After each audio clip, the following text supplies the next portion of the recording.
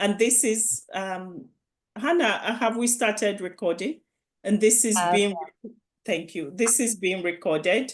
So thank you very much, everybody, for joining us. Thank you for your patience.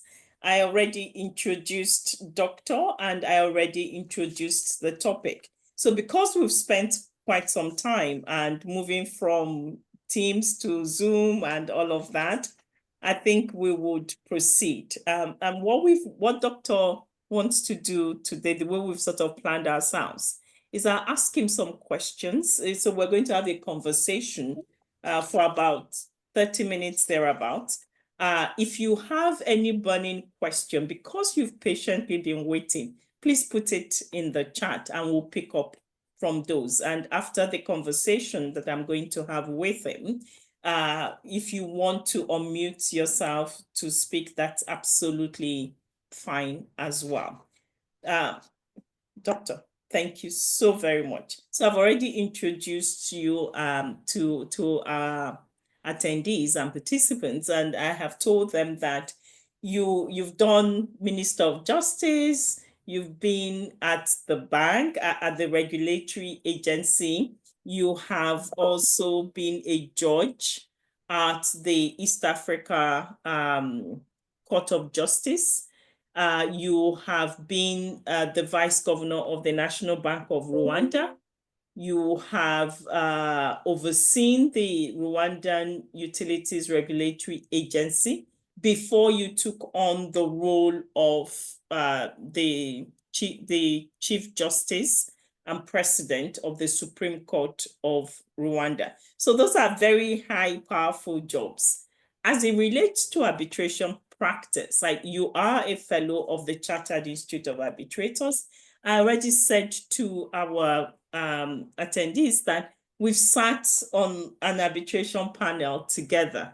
I know you're a practicing arbitrator and you've gone back to practicing as an arbitrator and continuing with your teaching practice. You were on the list of the panel of conciliators of ICSID. So we know that you tick all of these boxes. So now, I wanted you to start by just sort of telling us how you got to do all of this that you have so achieved. So what's been your professional journey? What has it been like? Yeah, thank you, Professor Emilia, for your kind introduction. And again, I am really very sorry, and I apologize for the the delay in starting due to technical problem.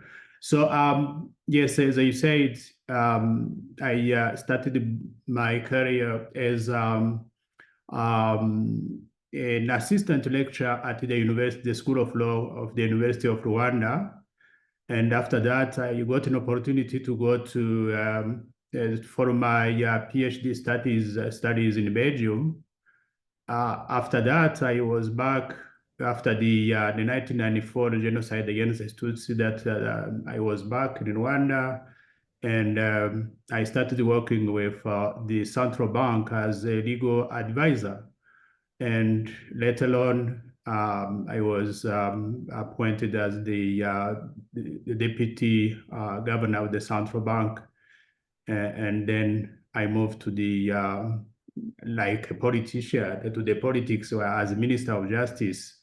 At the time, it was really very challenging because, as I said, it was in the aftermath of the genocide against the Tutsi that happened in 1994. And when I was appointed Minister of Justice, it was really to start and try to see how we can cope with adjudicating, case of genocide that had been committed. And so we carry out some reforms, and I'm sure some people are familiar with the traditional way the Gacaca court we used to resolve these disputes. That was unconventional. And yes, I got an opportunity to work with the East African Court of Justice. And then from there, I was appointed the Chief Justice. So what I can say in short is that I have been very lucky to work in various capacities. And this has been really a privilege, and because each sector in which you work is, of course, an opportunity to learn more and to have a diversified, knowledge of the different sector. That is in short.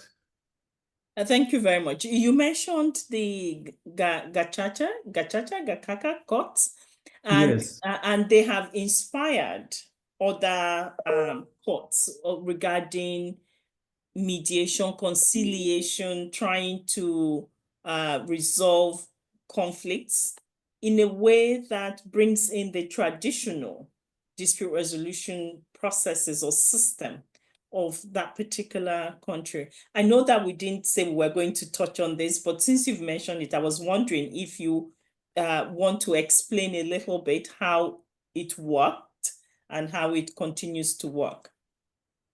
Yes, so it was a traditional way of resolving disputes, anchored in reconciliation and conciliation of protagonists, and in such way we resourced ourselves in our tradition, because it used to be there, and then we thought that, given the magnitude of the crimes that have been committed, a neighbor killing his or her neighbor, and vice versa. So it was very difficult to go from the traditional and the Western style adjudicatory system, and that is the reason why and it works in such a way that. People that were considered as with high integrity in the community were the ones that were chosen as judges. And the kind of a trial were carried out in the public within the community, and where people know each other. One person knows each other. So that was the kind of system that we tried to reinvent, and fortunately for us, it did work, and it did contribute really to the pacification and the harmony in our society. And thank you very much, Faustin. Because one of the things to just think about that system, which is very common in quite a number of African communities, and then try to compare it with what we have in arbitration, where we sort of in the African traditional system of dispute resolution, you sort of the decision makers or the conciliators are not completely neutral, in the sense that they're completely unknown to the parties. These are people that the parties themselves recognize and trust and have respect towards.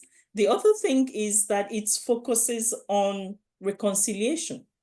And that just goes back to that community and communal hegemony, and sort of trying to ensure that the community is made whole, and it is not fixed or focused on assertion of individual rights. And the third point you talked about is transparency, because of course arbitration, commercial arbitration, is the decision makers must be neutral, independent, impartial. Ideally they shouldn't be known to the parties, and it's not geared towards reconciliation. It's more winner takes all, and it is not transparent, because this is a transparent public system which aids the healing process. And so coming to arbitration, and one of the things that we know about the Rwandan, so your time in the judiciary, the Rwandan judiciary, is that we describe them as being very arbitration friendly. And so I was wondering why is it that the Rwandan judiciary is described as being arbitration friendly, and what does that mean for you as former Chief Justice. Yeah, thank you, Professor Emilia. Yes, we have tried really to carry out many reforms, especially with regard to dispute resolution system. And by the 2008 law on arbitration in commercial matters, the provisions regarding the court intervention in arbitration were kind of modeled on the ancestral model law on international commercial arbitration. And that is the starting point. The starting point is the legal framework, which is modeled, as I said, on the instrument model law. And then second is about training, building judicial expertise as far as in arbitration. So the court that are dealing with and judges that are dealing with arbitration, specifically commercial courts, judges has been trained in arbitration in such a way that they understand the rationale behind people, party autonomy, for example, that party choose to resort to arbitration rather than going to court proceedings. So that is the second point with regard to the training, building strong judicial education in arbitration. And thirdly, is about the general policy of the government of Rwanda, especially with regard to strengthening legal, building a conducive environment in attracting investment. And it is with the support of the World Bank, for example, we carried out some projects that were aimed at strengthening the legal environment of doing business in Rwanda. And one component, of course, was strengthening the way disputes are resolved, speedy resolution of disputes and fair resolution of disputes. And that is how we came up building really, a background for these what we can enjoy now as a system that is arbitration friendly. Yeah, I'm quite impressed with that list. So you talk about having the legal framework in place, and of course relying on the model law. And there are quite a number of model law jurisdictions on the continent, but those not all of them are known as being arbitration friendly. So it's really helpful that you then went on to say that you also trained judges so that judges have a clear understanding of the role of arbitration, the role that arbitration plays. But that is also not enough, because you talked about the general policy of the government of Rwanda, supported by the World Bank, and that vision that if we can resolve disputes on time and through a fair process, that it would encourage investments. And of course, post-genocide, Rwanda needed a lot of investment, inflow of investment and support from the World Bank. So I recap on that, because we're going back to the question of what is a friendly arbitration jurisdiction. So my view is picking up on all of this as being elements that a friendly jurisdiction would have. But does that mean that if a jurisdiction is friendly towards arbitration, they can't set aside an award? I know that the Rwandan courts have set aside at least one arbitration award. So I was wondering if you can speak a little bit to that, the high threshold that the Rwandan... Yes. Yes, thank you.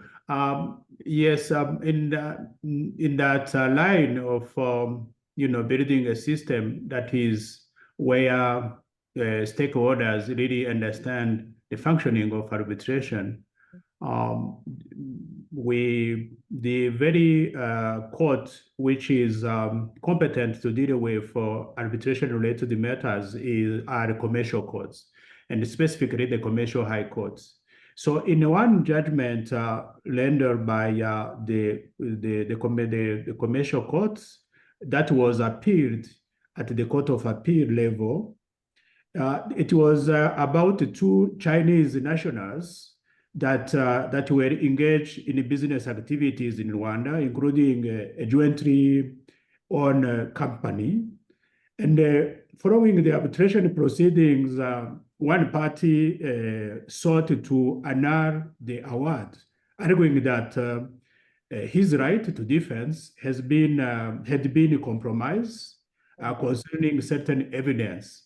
So he was arguing that the due process in such a way was not followed, and that his right to defense was ignored and was not upheld. So the Commercial High Court in that case set aside the award, but the decision of the Commercial High Court was appealed. It was appealed to the Court of Appeal, which dismissed the appeal of the appellant and upheld the decision of the lower court, the lowest court decision, that is the Commercial High Court. So that is a very simple case where a party is arguing that he was not accorded, his rights were not respected, were not upheld as far as his right to defense was concerned. But we did have some other cases that where, of course, where the Commercial High Court did not set aside award. And a recent one is also pending, because I checked with the Commercial High Court and the Court of Appeal. There is another one in the pipeline, but it is in line with this right to defense and due process, as I can put it that way. And that is really very helpful, because, of course, due process is really important, because ultimately arbitration is also a justice delivery tool. And so parties must be heard. And so what you have said to us is that just because the court is arbitration friendly does not mean that anything goes. I think that's important. The one other thing, issue that arises with some courts on the continent is this question of delay, where to go through the court's hierarchy can take up to 15, 20 years. I know that the courts in Rwanda, the turnaround time is very quick. So I was wondering if you wanted to say something around that. Yes, certainly. There are many reforms that have been carried out really in order to make sure that justice is delivered on timely manner. And one was, of course, to make sure that judges are aware of, and especially when it comes to arbitration, as I said, we have a specialized system.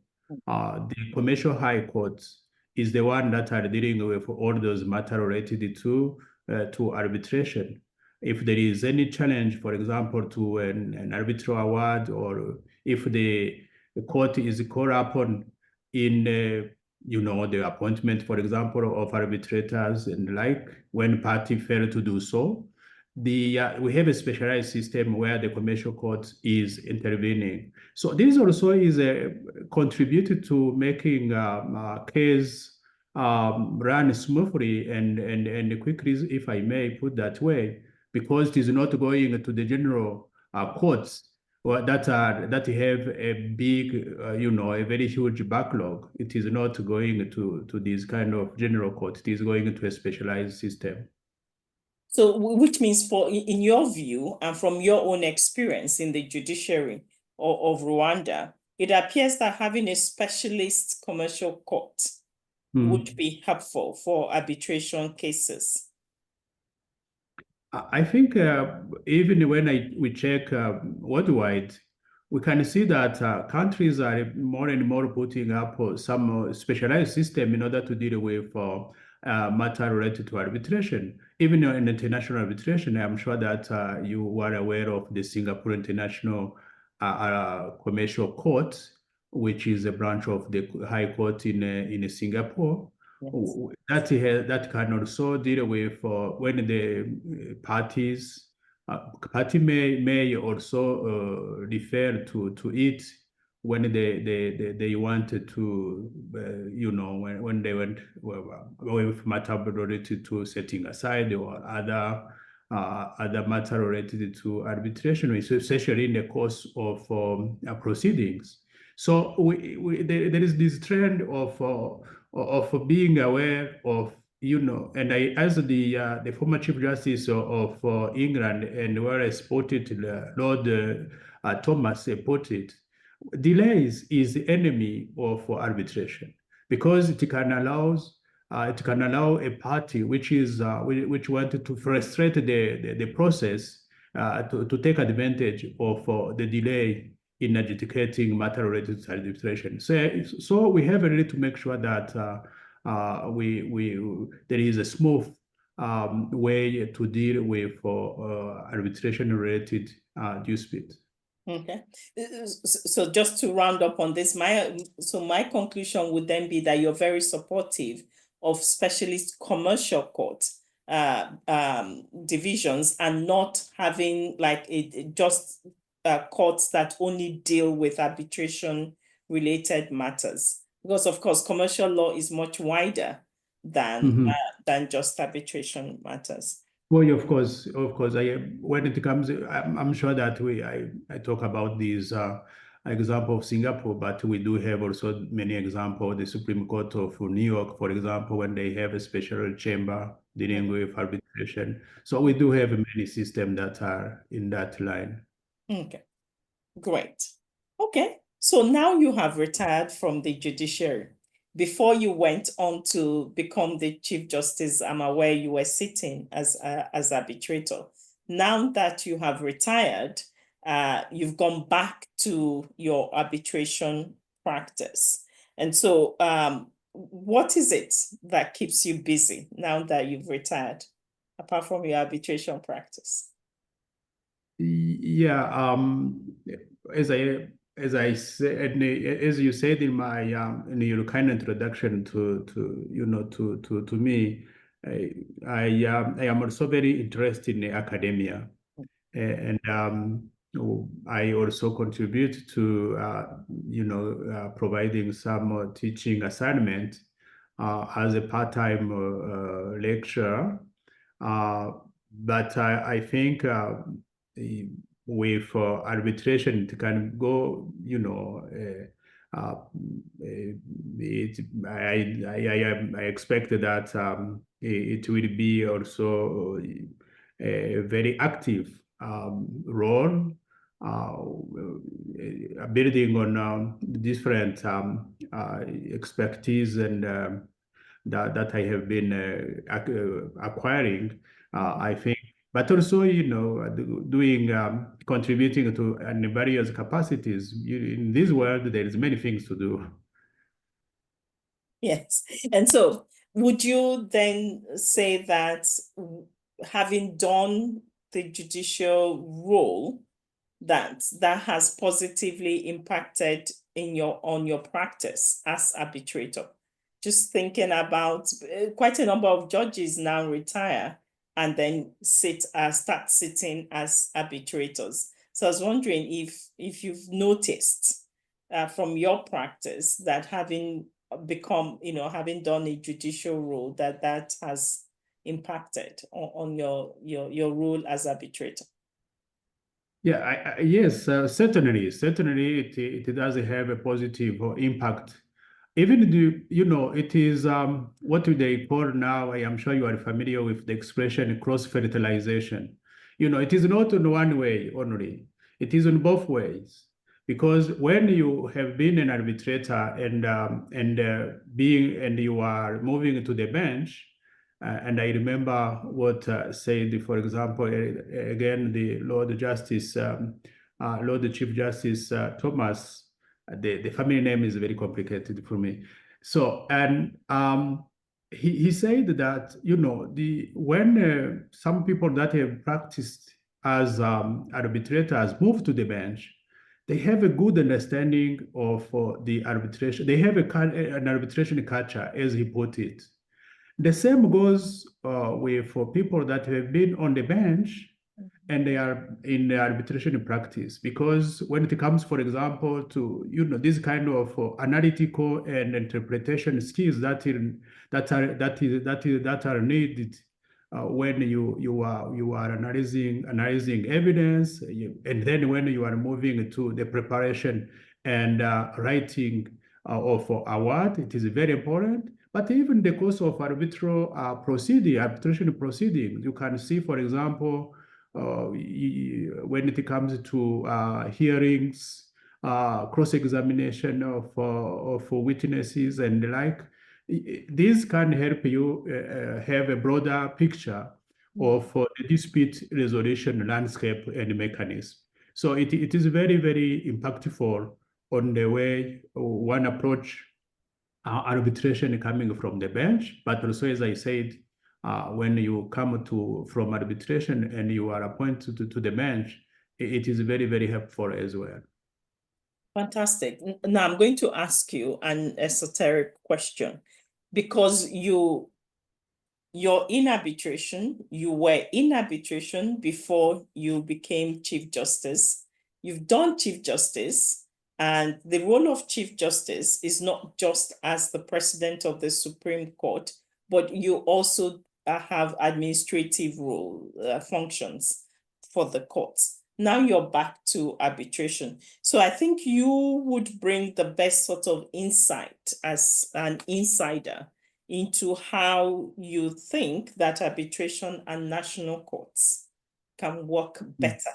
You know, how can they work together so that we have a seamless adjudicatory process or landscape? Yes, I think that it is very, very important that there is a good understanding of the respective roles that are played both by courts and arbitration. But also we have to have in mind the end goal. The end goal is about justice delivery.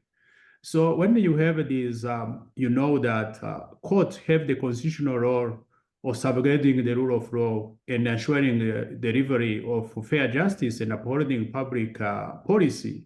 And on the other hand, you know that when a party can also choose to resort to other dispute resolution mechanism, that is arbitration, for example.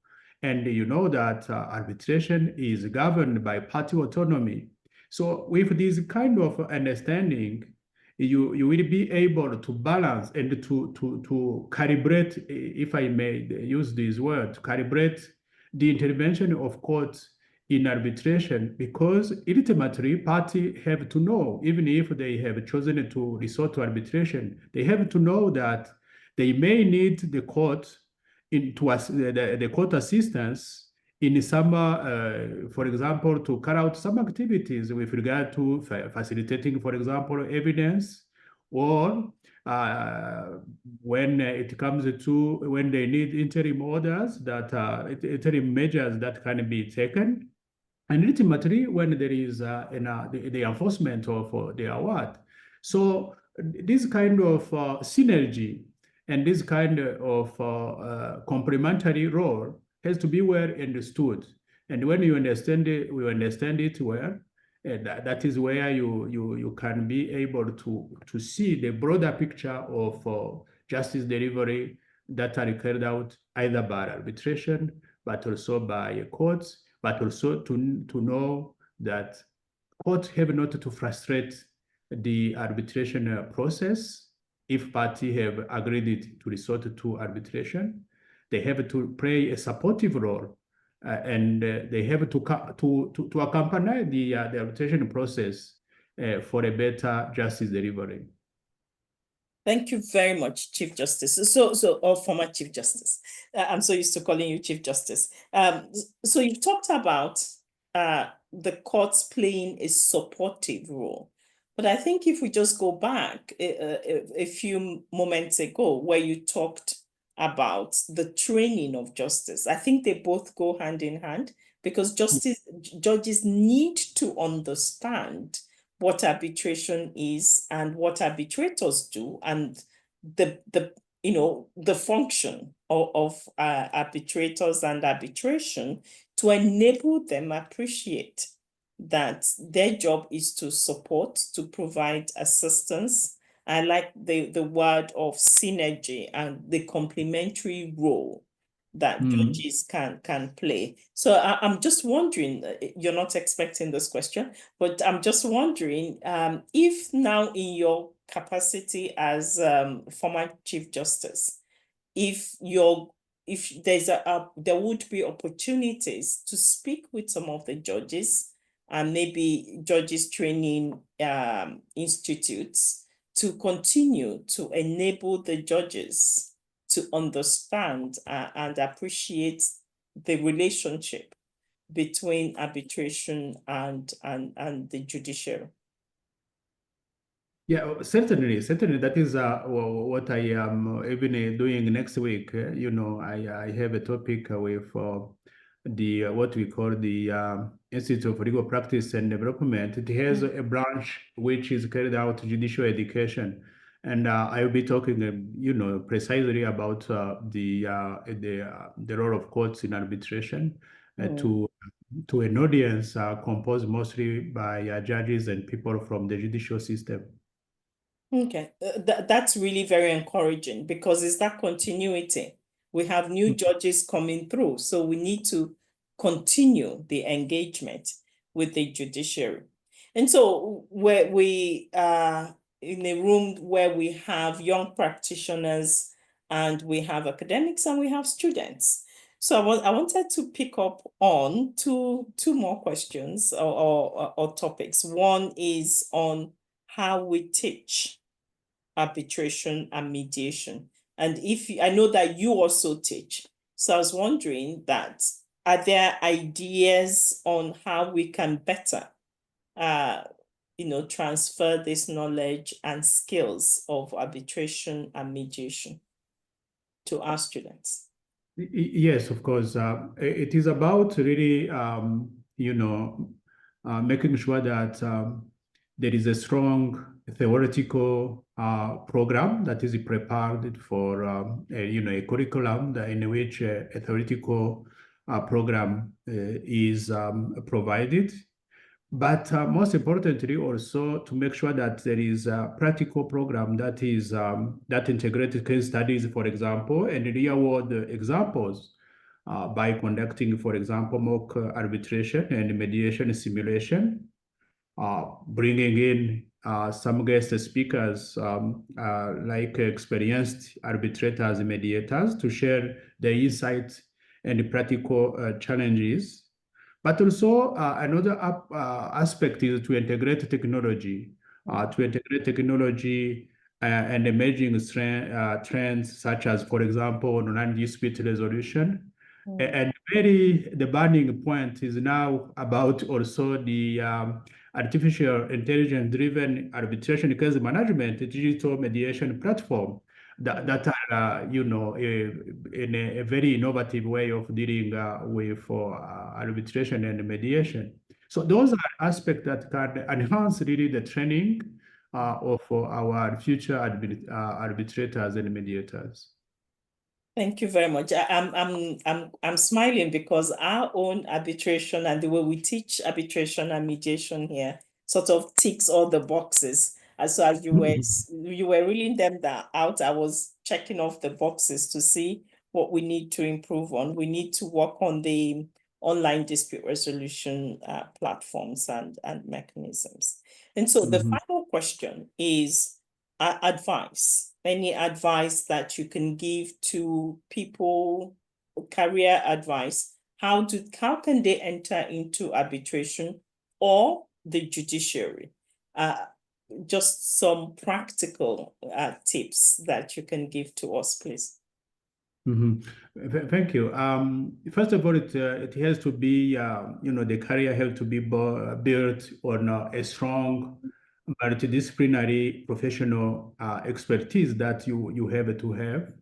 These multidisciplinary professional expertise, by multidisciplinary professional expertise that you have to build is there to say that even if you have to, to learn law and to read law as such, but you have to have also other knowledge in other disciplines. It is not enough really now that we see the complexification of dispute. It is not enough to have just a law degree, even a master or a PhD in law only. I would encourage really, candidate arbitrators or judges to have a strong multidisciplinary professional expertise from the initial training, education, but most importantly, through continued education, in order to cope with the important task of upholding the rule of law in a very evolving environment. As I said, they have also to leverage technology, including artificial intelligence, for more efficiency. And of course, another aspect now, which is about soft skills, is to understand that trust is the foundation of the function being in the judiciary or in other practice. These functions are built on trust, and you have to ensure that the public maintains trust in the justice system by upholding high standards of integrity, of impartiality, and independence. So, in essence, strong training, continuous training, leverage technology, but also, upholding high standards as far as ethics is concerned. Thank you very, very much, Chief Justice. Chief Justice. So I think a lot of people would sort of agree on the fact that these days just having a law degree is not enough. The need for some contextual training, so multidisciplinary training, continuous education, we're all involved in continuous education. Technology is a huge one. But I think where we struggle is the soft skills that you mentioned, and the fact that integrity seems to be in very short supply, ethics and issues around fairness, that seems to be in short supply. And it's difficult to teach these soft skills, which would lead to trust of the parties. So I was just wondering, if there are any ideas on how can we teach these soft skills? I think you teach by as I said, by people that have been through this kind of exercise, if I may put that way. Because when you are bringing in people that are known, that have a track record of upholding really high standards, high professional and ethical standards, they can learn and teach by people emulating what they do. That is because I have seen from even in my own experience that the very professors of law, lecturers that we used to like more were the one that embodied these kind of integrity, ethical standards. And that is the one you want to emulate, you want to be, but also they are the ones that are very knowledgeable, because this kind of ethics, upholding the ethics and professionalism, is also shaping the discipline that you have to have as an ideal practitioner and a judge, for example, because you know that you are here because people trust what you do. if they don't trust you, you are not no one. You have nothing to offer. So in short, what you can do is bring in those people that have a high track record of upholding these high standards, and they will be talking about what they know. Thank you so very, very much. Thank you. We will open up for questions or comments. I can see that MISPA had put some, MISPA loves the idea of multidisciplinary trainings. And MISPA, did you want to, okay, Mark would speak, and then MISPA, if you would want to say something, that's absolutely fine. Mark, please. Thank you so much, Professor Onyema. Thank you so much, Chief Justice Emeritus and former President of the Supreme Court of Rwanda, for that excellent presentation. It was very, very informative. My name is Mark Wasuna. I'm currently a PhD candidate at the University of SOAS, University of London, and also a member of the SADRC. And my present research actually focuses on an assessment of the Kenyan courts and their attitudes towards enforcement and annulment of arbitral awards. So it's been a very timely discussion, very informative. And as Prof said, with Rwanda, especially within the region, I'd like to steal some ideas for Kenya so that we can propose and maybe closing up the gap between Rwanda and Kenya as it relates to the supportive general nature that the judiciary and that Rwanda has as it relates to arbitration. So with that framework, I actually just wanted to pick up on two of the elements you actually discussed for friendly jurisdiction. Where you sort of discussed about the courts in Rwanda. And so firstly, it was in relation to the judicial training. So I just wanted to find out, in terms of that judicial training, is it mandatory training for the commercial court judges who then have to deal with this arbitration matters?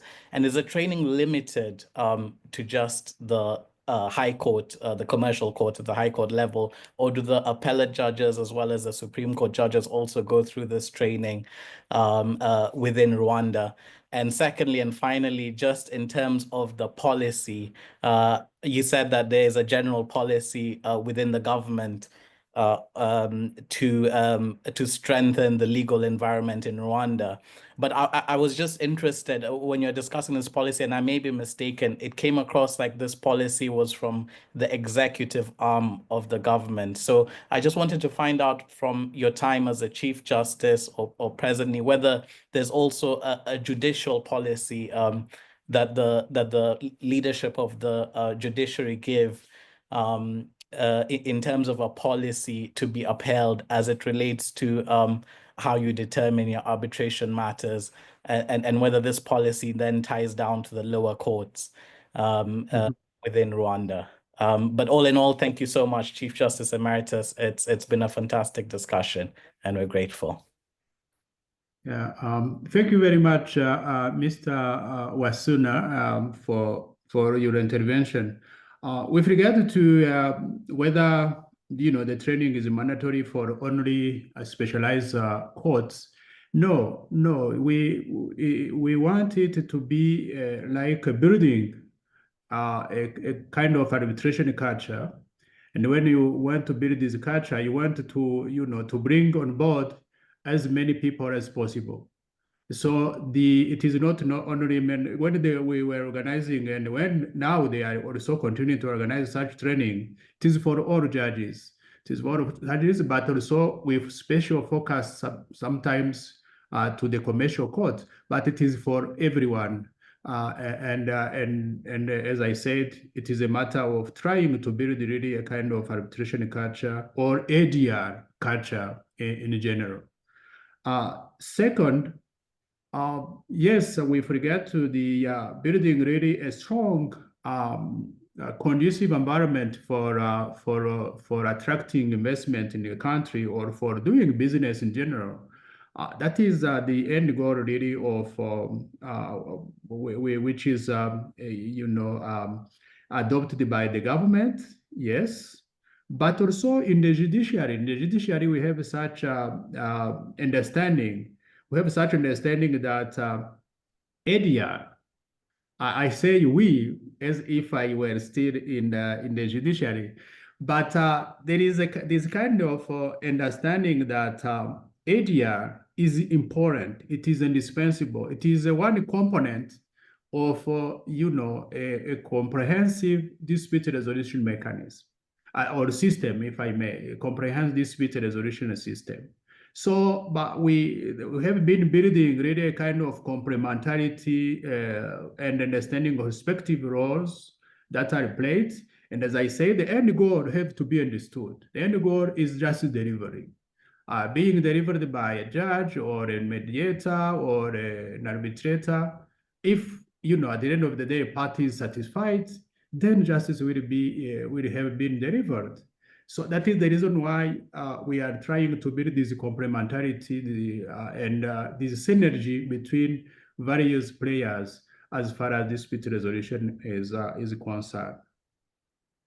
Perfect. Thank you so much, Chief Justice Emeritus. Thank you. Thank you very much. Ms. Pat, did you want to unmute and say something regarding your question or the fact that you love the multidisciplinary training point? Thank you very much, Prof. It's an honor to be with you all today and to listen to our CJE.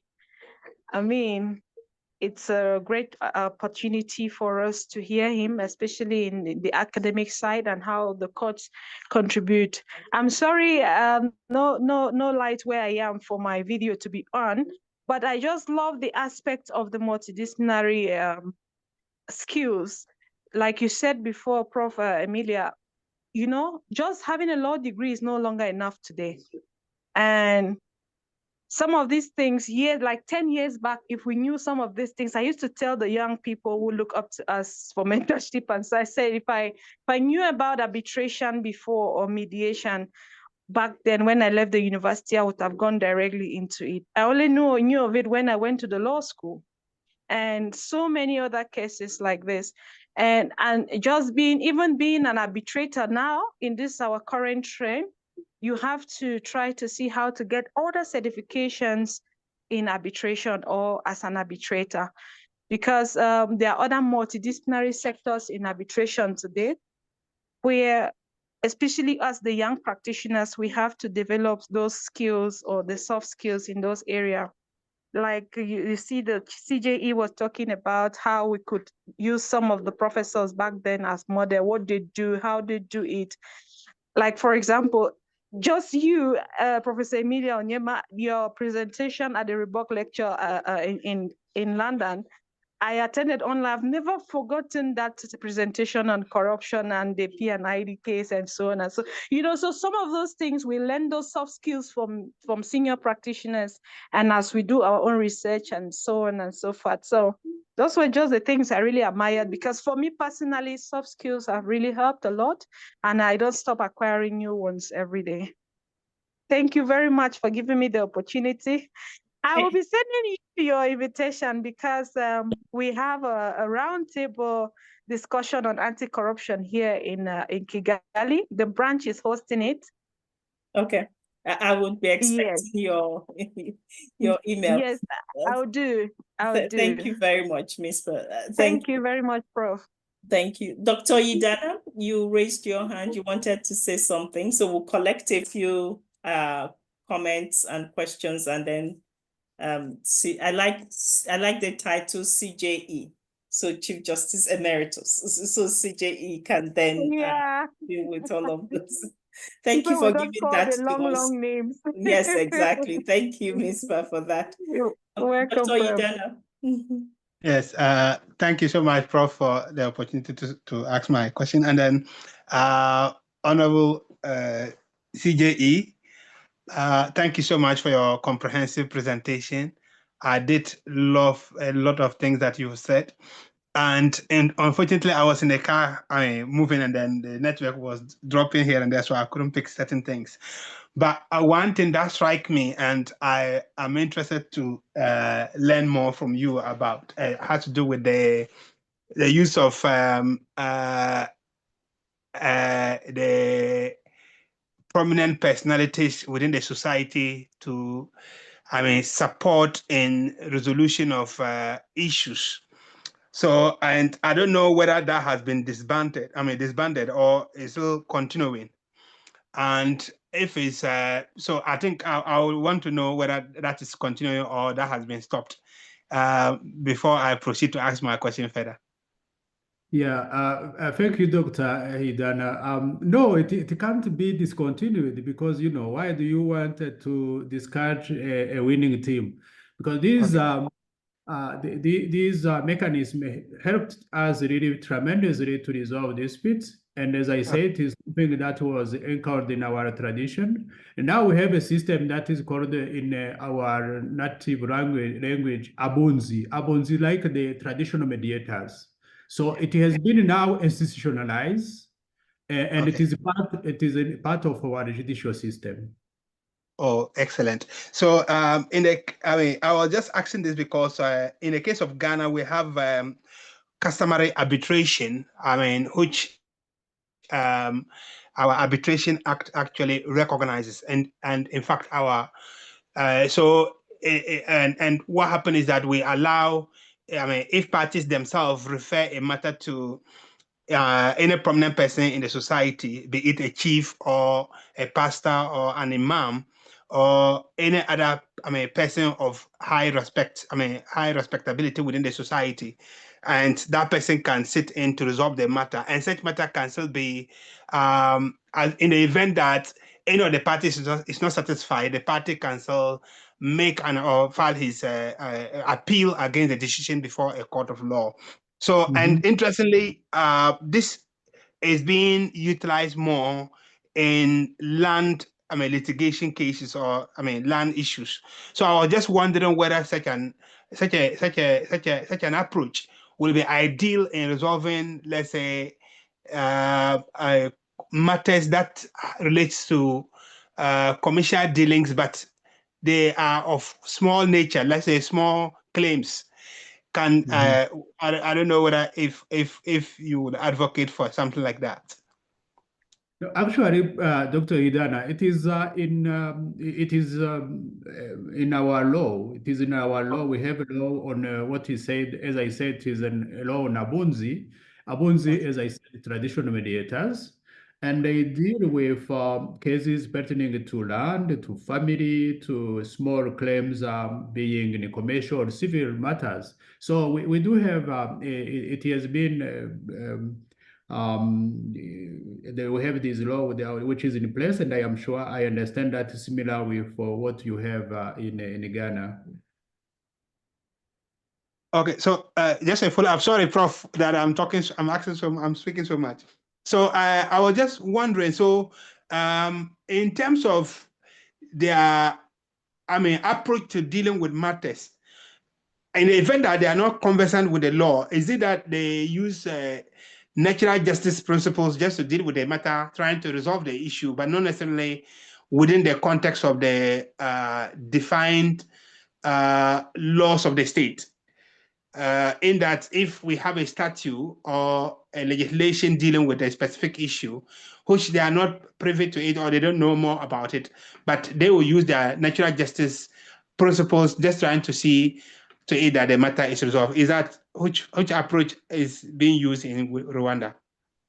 Yeah, you are right. You are right, because those people are not necessary. They are not necessarily literate in law. So they are chosen because of the integrity, because of their standing in the society. So we even the law, when the selection process, for example, is based only on the credibility, the reputation, and the integrity of the person. So in that sense, but what we do is training them with with the basic aspect of fairness. It is not about the rule of law and the like. It is about aspect of fairness, but also, impartiality and the like. So that they are not biased, for example. And when in the selection process, for example, if they happen that some people suspect that someone will not be impartial in dealing with the matter, of course, he will not be selected or she will not be selected.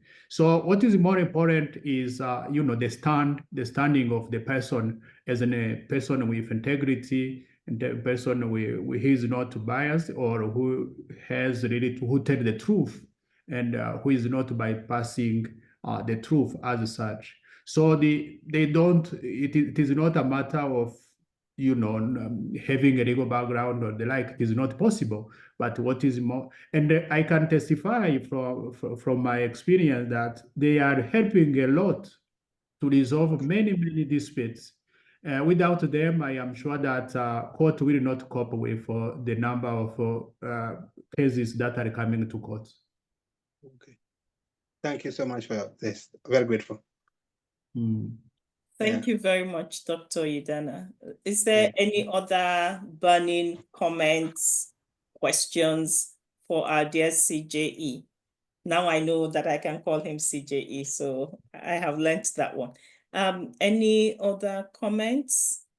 What is left to say is a huge thank you for your patience, for being with us. And I think for me, I would summarize by saying that it is possible, as we have seen from the profile of our dear CJE, to work in industry and to do dispute resolution. And he's done all of that. And one of the key core qualities is that of integrity. He's a man of integrity. I've sat with him on a panel, so I've worked closely with him, and that is something we do have in short supply. Again, because a lot of people mistakenly get into arbitration and all of these roles expecting to make loads of money. And we're pushing back and saying to students, if money making is what you want, you need to go out to the hedge funds and investment bankers and all of those sort of people. That is not what arbitration is about. Arbitration is about justice delivery. The judiciary is about justice delivery, and with CJE has reminded us of that, and the need for judges to be supportive of the process. But it's also confirmed to us that just because the judges are supportive does not mean that they will not check, and fundamental issues such as issues around due process, that the courts take those things very seriously. Again, because it is justice delivery. For there to be trust, there needs to be impartiality, there needs to be neutrality, there needs to be competence, and there needs to be integrity. And so, Chief Justice, it was worth waiting for, and we are very grateful for all the efforts that you made, your patience with us. Thank you so very, very much for discussing these ideas and thoughts with us. So all that is left is I'll ask you to please clap with your virtual hands, so that way we know how many of you are technology savvy, and the others you need to go and learn where to find your reaction hand. Oh, very good. Lots of people know what to do. I mean, I'm still trying to find my button. Yes, so a huge thank you very much.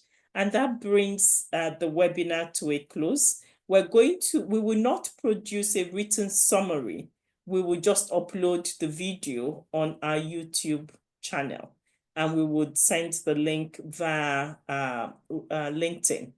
So a huge thank you to Hannah for making sure that everything is sorted and we're good to go. CJE, thank you so very much. We're very grateful. Thank you, everybody. Have a lovely evening. Bye, everybody. Thank you. Bye.